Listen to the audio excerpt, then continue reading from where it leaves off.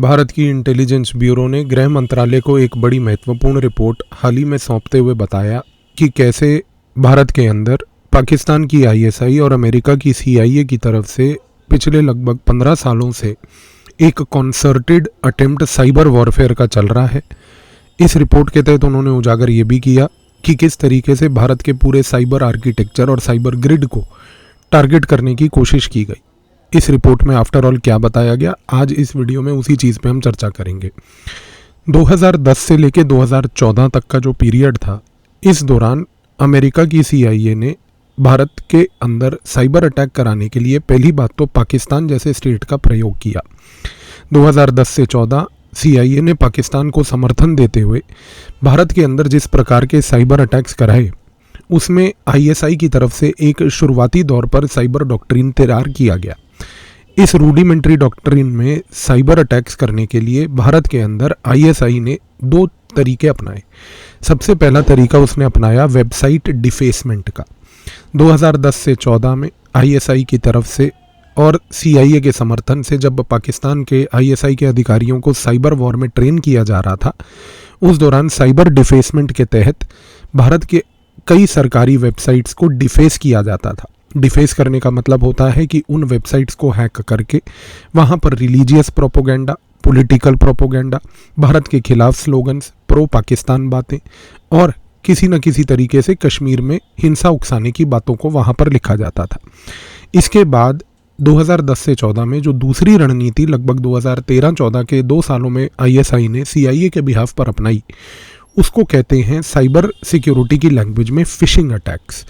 इन phishing attacks के तहत deceptive emails ISI की तरफ से फेक सर्वर्स इनके तहत भेजे गए। इसके तहत ऑब्जेक्टिव ये था कि भारत के अंदर जितने भी सरकारी कर्मचारी जो ग्रेजुअली ईमेल्स को अडॉप्ट कर रहे थे, पहली बात तो उनके पासवर्ड्स उनसे निकाले जाएं और उनके पासवर्ड्स को निकालकर उनको सोशल मीडिया के प्लेटफॉर्म्स जो उस समय ऑर्कुट और फेसबुक के नाम से हुआ करते थे, उनमें वहाँ पर लीक कराए जाएं। इसके तहत एक इंस्टीट्यूशनल रेपुटेशनल डैमेज होगा। इस इंस्टीट्यूशनल रेपुटेशनल डैमेज को करने के लिए आईएसआई की ये रणनीति काफ़ी अग्रेसिवली चली। लेकिन इस चीज़ को यहाँ पर गौर कीजिए कि 2010 से 14 का पीरियड पूरा का पूरा सिर्फ और सिर्फ प्रोपोगेंडा का पीरियड था। उस दौरान आईएसआई के स्किल्स इंटेलिजेंस गैदरिंग के लेवल पर नहीं थे। चीज़ें 2015 से बदलनी शुरू हुई। 2014 में सरकार बदली। सरकार बदलने के बाद जब भारत ने विदेश नीति पर एक खास फोकस दिया, इस फोकस के तहत जब अन्य देशों में भारत की तरफ से विजिट्स होने लगे, सडनली भारत का डिप्लोमेटिक ग्राफ पूरे विश्व तौर पर चेंज होने लगा। ये चीज़ जाहिर सी बात है कि अमेरिका की सीआईए को कतई ही पसंद नहीं आई, क्योंकि अमेरिका की सीआईए के ऑब्जेक्टिव्स के तहत भारत हमेशा से एक डोसाइल प्लेयर, एक इस प्रकार का सोया हुआ देश ही हमेशा से ठीक देश था। वो कभी भी नहीं चाहता था कि एक अग्रेसिव फॉरेन पॉलिसी रखने वाला देश, बहुत ज़्यादा विदेश नीति में दिलचस्पी रखने वाला देश भारत बने। और उस समय कुछ राजनीतिक वर्ग ऐसे भी थे जो इस एजेंडा को चलाने में भी सक्षम थे।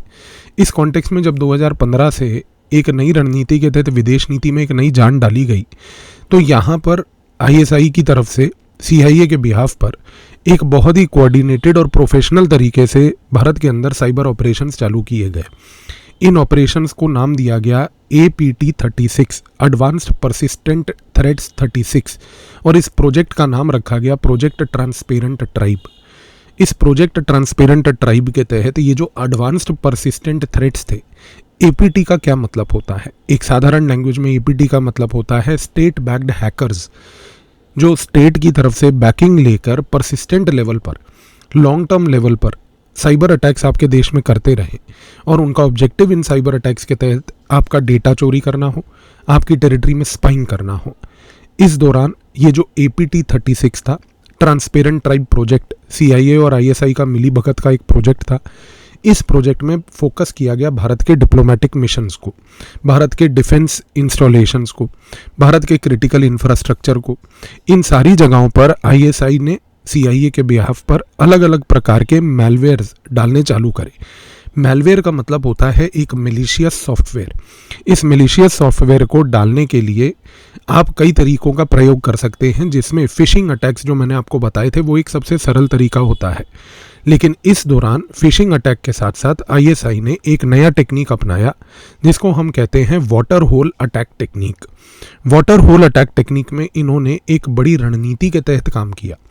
2015 से 2019 तक का ये जो पीरियड था, इस पूरे दौरान आईएसआई और सीआईए ने मिलकर भारत के सरकारी ऑफिसर्स, भारत के डिप्लोमेटिक मिशंस में रहने वाले डिप्लोमेटिक ऑफिशियल्स, भारत के डिफेंस ऑफिशियल्स, ये जिन जिन साइट्स को विजिट किया करते थे उन साइट्स की एक मैप बनाई।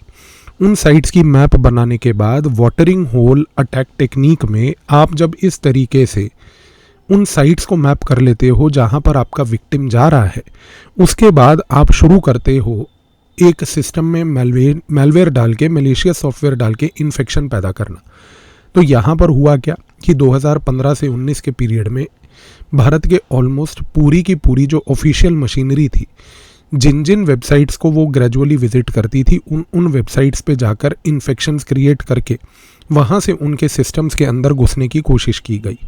इस दौरान ग्रास रूट लेवल पर भी आईएसआई ने सीआईए के बिहाफ पर कुछ फेक काम शुरू करे, जिसके तहत उन्होंने फेक वेबसाइट्स बनाकर फेक भारतीय सेना के अंदर, अलग अलग राज्यों की पुलिस के अंदर रिक्रूटमेंट ड्राइव्स के नाम पर लोगों से फॉर्म भरवाकर 100 रुपये इकट्ठे कर एक बड़ा कॉर्पस भी इकट्ठा करा। इसके साथ साथ जब 2020 का समय आया और जब पूरा विश्व एक कोरोना काल के लॉकडाउन में चला गया, तो 2020 से जो 2024 तक का पीरियड था, इस दौरान आईएसआई ने और सीआईए ने मिलकर एक नया एक्सपेरिमेंट जो शुरू करा, उसको हम कहते हैं cross platform expansion. Cross platform expansion का मतलब है कि यहाँ पर सेम टूल्स का प्रयोग किया गया, लेकिन अब विंडोज़ से लेकर, एंड्रॉयड से लेकर लिनक्स ऑपरेटिंग सिस्टम जो है, इन सब जगह पर पहली बात तो फोकस किया गया। और साथ ही में क्योंकि 2020 से 24 जब कोरोना काल था, तो पूरा विश्व एक तरीके से सिर्फ डिजिटल माध्यम से जुड़ा हुआ था, तो डिजिटल माध्यम पर जितने भी सरकारी अधिकारी, सरकारी कर्मचारी, सब लोग जुड़े हुए थे। इन सबको एकजुट करके इन सारे डिजिटल प्लेटफॉर्म्स पर अलग अलग तरीके से इन्फेक्शंस क्रिएट की गई। ऑब्जेक्टिव था यहाँ पर सबसे पहले कि सरकारी अधिकारियों को फेक एप्लीकेशंस डाउनलोड करवाए जाएं, जिससे कि उनके सिस्टम्स में एंट्री मिले, सिस्टम्स के अंदर पड़ा हुआ डेटा का एक्सेस मिले।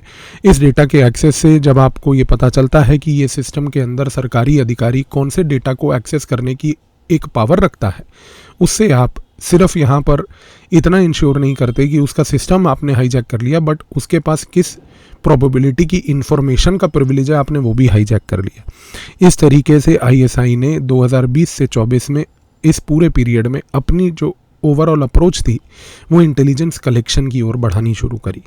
लेकिन 2025 एक गेम चेंजिंग ईयर चल रहा है। वो इसलिए है क्योंकि 2025 में सबसे पहली बात ये है कि ऑपरेशन सिंदूर के बाद चीज़ें बहुत बदल गईं।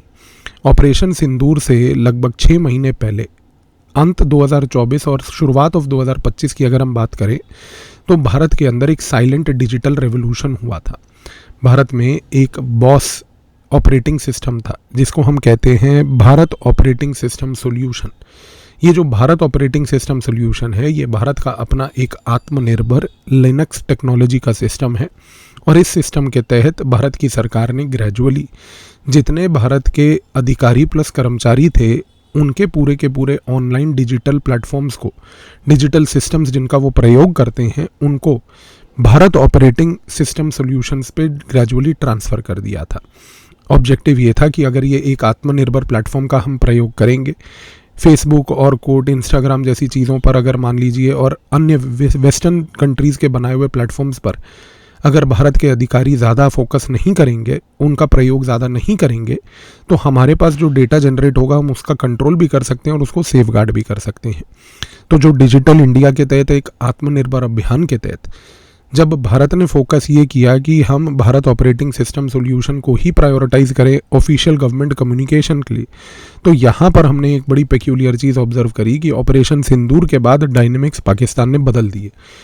और ख़ास करके अमेरिका, जो पिछले कुछ महीनों से आपने देखा है कि बावले तरीके से ऊट पटांग स्टेटमेंट्स दिए जा रहा है कि हमने सिंदूर के दौरान जो है मीडिएशन करा। मैं उस सिंदूर के रिलेटेड और अमेरिका की मीडिएशन के रिलेटेड ऑलरेडी जो सीज़ फायर का सो कॉल्ड फेक ट्रूथ है, उसके बारे में 2 वीडियोस पहले भी बना चुका हूँ। तो मेरे को वो पॉइंट्स दोबारा दोहराने की आवश्यकता नहीं कि अमेरिका का ऑब्जेक्टिव वो पॉइंट को बार बार जताने का क्या है। लेकिन यहाँ पर चीज़ समझिए कि ऑपरेशन सिंदूर के बाद जो CIA और ISI की मिली भगत थी, उन्होंने इस दौरान सबसे पहले इस भारत ऑपरेटिंग सिस्टम सॉल्यूशन को पहली बात तो टारगेट किया। इसको टारगेट करने के लिए इन्होंने जो अब नई टेक्निक का प्रयोग किया उसको हम कहते हैं स्पीयर फिशिंग। स्पीयर फिशिंग में क्या होता है कि आप फ्रॉडुलेंट ईमेल्स भेजते हैं, लेकिन वो ईमेल्स ऐसे दिखाए जाते हैं जैसे कि वो किसी बहुत बड़े आला अधिकारी के ईमेल्स हैं। अब जब आप गवर्नमेंट कम्युनिकेशन सिस्टम्स को टारगेट करते हैं और आप ईमेल ड्राफ्ट करते हैं जो मान लीजिए कि एक सचिव के, एक सेक्रेटरी के ऑफिस से आया है, तो जाहिर सी बात है कि जितने भी जूनियर अधिकारी होंगे वो अपने सचिव, कमिश्नर या किसी वरिष्ठ अधिकारी के आए गए ईमेल को पहली बात तो ओपन डेफिनेटली करेंगे। तो ISI और CIA ने मिलकर एक नई टेक्निक जो आइडेंटिफाई करी है, स्पीयर फिशिंग टेक्निक, उसमें एक फेक ऑफिशियल दिखने वाला ईमेल आईडी बनाया जाता है। उस ईमेल आईडी में कुछ कम्युनिकेशन शेयर की जाती है। उस कम्युनिकेशन को शेयर करने के साथ साथ उस कम्युनिकेशन में एक PDF डॉक्यूमेंट होता है और मेल में ऐसा इंस्ट्रक्शन दिया होता है जिस भी व्यक्ति को वो ईमेल भेजा जाता है कि आप इस PDF डॉक्यूमेंट को खोलिए। जैसे ही वो व्यक्ति, जो भी अधिकारी होता है, वो अगर PDF डॉक्यूमेंट को अपने सिस्टम में खोलता है तो उस PDF के तहत एक मैलिशियस सॉफ्टवेयर जो है वो एकदम से ट्रिगर हो जाता है और एक मैलिशियस कोड उस सॉफ्टवेयर से तुरंत जो है सिस्टम में डाउनलोड हो जाता है। अब ISI ने एज पर भारत की इंटेलिजेंस ब्यूरो की रिपोर्ट 2 मैलवेयर्स का प्रयोग किया है। सबसे पहला मैलवेयर है जिसका नाम है कर्ल, CURL। कर्ल जो है इस प्रकार का मैलवेयर है जो एक बार अगर आपके सिस्टम में एक्टिवेट हो गया तो वो एक्टिवेट होते ही आपके सिस्टम में जितना भी डाउनलोडेबल इंफॉर्मेशन है उसको तुरंत वो कॉपी करके हैक कर लेगा। और दूसरा यहाँ पर इन्होंने प्रयोग किया है IB के मुताबिक एक और मैलवेयर जिसका नाम है XXD।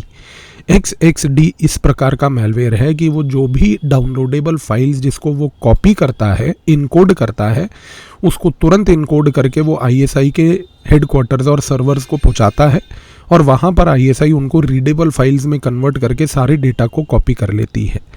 आज इस बॉस जो भारत ऑपरेटिंग सिस्टम सॉल्यूशन है उसके अंदर इस प्रकार के वार करने के बाद जिस प्रकार का ये PDF मैलवेयर वाला गेम कर्ल और XSD के तहत चल रहा है, इसके तहत अब जो भी सिस्टम्स इन्फेक्ट हुए हैं वो सिस्टम्स जब भी ऑन होते हैं ISI को एक लाइव फीड उन सिस्टम्स के तहत पहली बात तो मिल जाती है।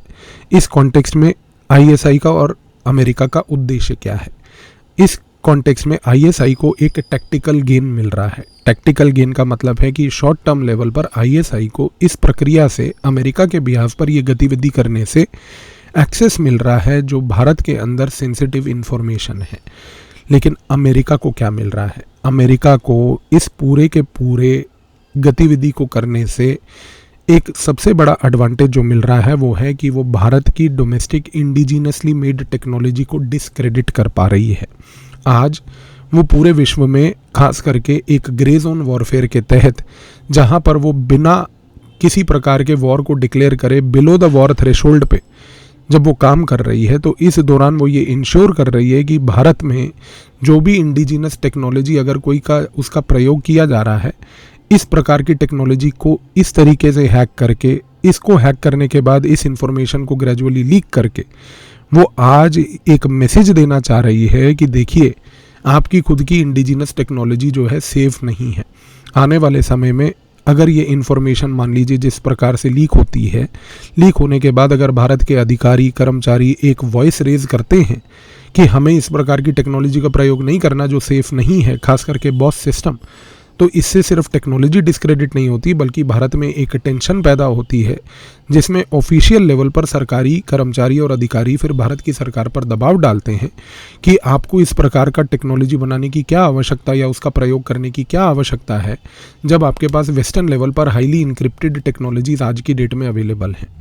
तो समझने की कोशिश कीजिए कि इस पूरे वीडियो में जो मैंने आपको 2010 से लेकर 2025 तक की ISI की जर्नी बताई, वो जर्नी सबसे पहले तो ये एक बहुत एडवांस्ड मैच्योर साइकोलॉजिकल फेज़ को एक्सप्लेन करती है कि कैसे ISI जो है over a period of time अपनी साइबर स्ट्रेटेजी को भारत के खिलाफ उसने इवॉल्व किया है। और दूसरा सबसे बड़ी बात कि किस तरीके से अमेरिका, उसको कोई बहुत अग्रेसिव प्रोपोगेंडा करने की आवश्यकता नहीं, बल्कि इस प्रकार के साइबर ऑपरेशंस के तहत वो आज भारत की इंडिजिनस टेक्नोलॉजी को डिस्क्रेडिट कर रही है, और डिस्क्रेडिट करने के बाद ये उसका एक सटल तरीका है कि कैसे वो अपनी वेस्टर्न टेक्नोलॉजीज़ की एक मार्केट क्रिएट कर रही है। तो आई बिलीव ये चीज़ अब आपको यहाँ पर क्लियर हो गई होगी। धन्यवाद।